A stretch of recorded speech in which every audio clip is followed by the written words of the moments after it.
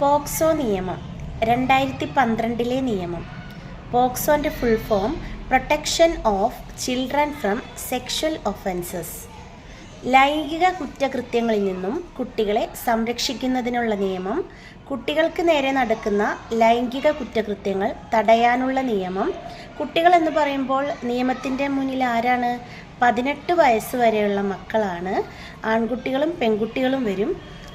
കുറ്റകൃത്യത്തിന് ഇരയായ കുട്ടികൾക്ക് എല്ലാവിധ സംരക്ഷണവും, അതായത് അവരുടെ ആരോഗ്യമായിക്കോട്ടെ, വിദ്യാഭ്യാസമായിക്കോട്ടെ, താമസ സൗകര്യം, നിയമസഹായം എന്ന് വേണ്ട ഒരു കുട്ടിയെ സമൂഹത്തിൻ്റെ ഉന്നതിയിലോട്ട് കൊണ്ടുവരാൻ വേണ്ട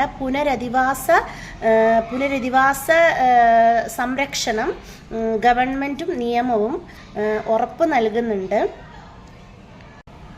കുറ്റം ചെയ്ത വ്യക്തിക്ക്, അതായത് ഒഫൻഡർക്ക് തക്കതായ ശിക്ഷ ഉറപ്പാക്കുന്ന നിയമം.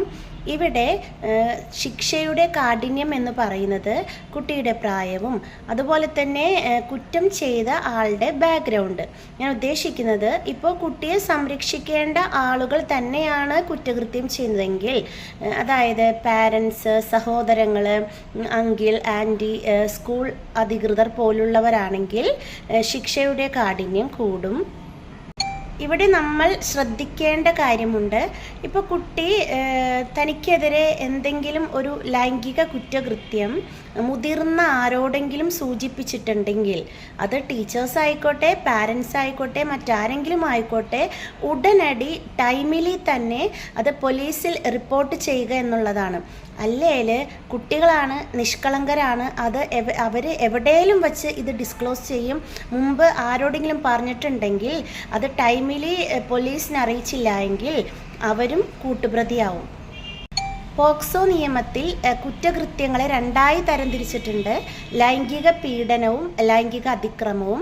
ഇത് കുറഞ്ഞ ഇനം കുറ്റകൃത്യം ലൈംഗിക പീഡനത്തിലും, കൂടിയ ഇനം ലൈംഗിക അതിക്രമത്തിലും. ഇപ്പം ശാരീരികമായിട്ടുള്ള പ്രസൻസ്, ഫിസിക്കൽ പ്രസൻസ്, അതായത് ടച്ചിങ് ഒന്നും ഇല്ല എങ്കിൽ ലൈംഗിക പീഡനത്തിലാണ് വരിക.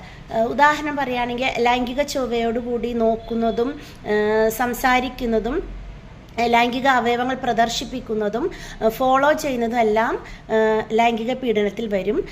അതുപോലെ തന്നെ ബലാത്സംഗം പോലുള്ള കാര്യങ്ങൾ ഒക്കെ വന്നു കഴിഞ്ഞാൽ ലൈംഗിക അതിക്രമത്തിൽ വരും.